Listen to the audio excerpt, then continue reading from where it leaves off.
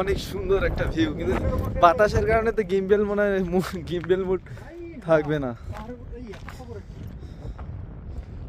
এখানে অনেক কবর অবশ্য দেখতে পাইতেছি।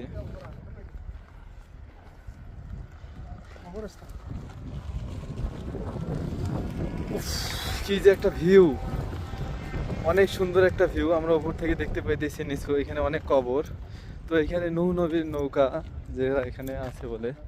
এখানে আমাদের অনেক পাহাড়, অনেক কবর দেখতে পাইতেছি।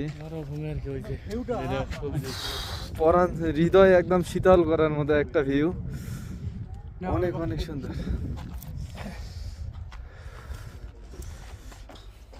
চালু আছে। আমরা নূহ আলাইহিস সালামের কিস্তি দেখার জন্য আসছি। তো এমন একটি জায়গায় আসছি যেখানে নূহ আলাইহিস সালামের বসবাস ছিল।